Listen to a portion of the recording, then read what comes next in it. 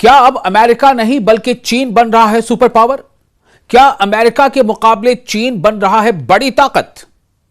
दोस्तों, अमेरिका की मौजूदा स्थिति और वेस्टर्न कंट्रीज के साथ साथ यूरोपीय देशों से जो संकेत मिल रहे हैं वो इसी तरफ इशारा कर रहे हैं। आप देख रहे हैं न्यूज 18 का सोशल मीडिया प्लेटफॉर्म। मैं हूं आपका मेजबान विशाल आजम। स्पेन के वजीर आजम, जी हां, स्पेन के प्रधानमंत्री पेड्रो सैंचेज ने बदलते हुए वैश्विक निजाम और अमेरिका की गैर मोतबर यानी कम भरोसेमंद सूरत हाल के बीच चीन की मजबूत भूमिका पर जोर दिया है। पेड्रो सैंचेज ने कहा है कि अंतरराष्ट्रीय निजाम की स्थिरता चीन की भागीदारी के बगैर मुमकिन नहीं है। अपने 4 सालों में चौथे दौरे पर चीन जाकर सैंचेज ने कहा कि दुनिया अब एक बहुध्रुवीय यानी मल्टीपोलर निजाम की तरफ बढ़ रही है। अब दुनिया का कोई एक सुपर पावर नहीं है, बल्कि यह मल्टीपोलर निजाम है। और यूरोप में अमेरिका की भरोसेमंदी को लेकर भी चिंता बढ़ रही है। उन्होंने चीन के साथ यानी पेड्रो सैंचेज, स्पेन के वजीर आजम, स्पेन के प्राइम मिनिस्टर पेड्रो सैंचेज ने चीन के साथ आर्थिक रिश्तों को मजबूत करने में दिलचस्पी दिखाई है। खास तौर पर जब अमेरिकी राष्ट्रपति डोनाल्ड ट्रंप ने स्पेन के साथ तिजारत यानी व्यापार, ट्रेड टूटने की संभावना जताई थी। स्पेन के प्राइम मिनिस्टर जो बीजिंग में अपने चीनी समकक्ष ली क्यांग के दावत पर, उनके निमंत्रण पर मौजूद थे, उन्होंने यूरोप और चीन के बीच हर सतह पर आदान प्रदान और सहयोग बढ़ाने की अहमियत पर जोर दिया।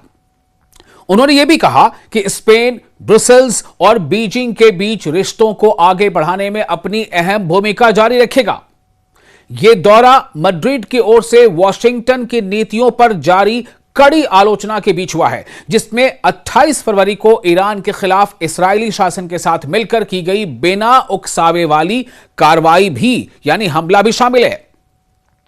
स्पेन ने उन उड़ानों के लिए अपना हवाई क्षेत्र बंद कर दिया जो इस कार्रवाई में मदद कर रही थी, जिस पर अमेरिकी अधिकारियों की ओर से कड़ी प्रतिक्रिया सामने आई। देश ने इस्राएली शासन के खुले समर्थन पर भी अमेरिका की सख्त आलोचना की। किसने? स्पेन ने। जबकि तेल अवीव पर पश्चिम एशिया में गंभीर अत्याचारों के आरोप हैं।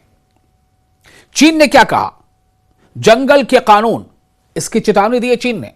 बैठक के दौरान चीनी राष्ट्रपति शी जिनपिंग ने स्पेन के साथ आर्थिक सहयोग मजबूत करने पर जोर दिया और अंतरराष्ट्रीय संबंधों में जंगल के कानून की ओर लौटने से चेतावनी दी। यानी जंगल के कानून, आप समझ सकते हैं ना। शी जिनपिंग ने कहा है कि वैश्विक अराजकता और अशांति के बीच चीन और स्पेन को अपना तालमेल और मजबूत करना चाहिए, जहां इंसाफ और ताकत के बीच मुकाबला चल रहा है। उन्होंने इशारा किया कि वैश्विक मामलों में एक तरफा रवैया और कानूनी नियमों से हटकर चलना ठीक नहीं है और कहा कि किसी भी देश का अंतर्राष्ट्रीय कानून और व्यवस्था के प्रति रवैया उसके विश्व दृष्टिकोण और जिम्मेदारी की भावना को दर्शाता है, इसे वाज़ेह करता है।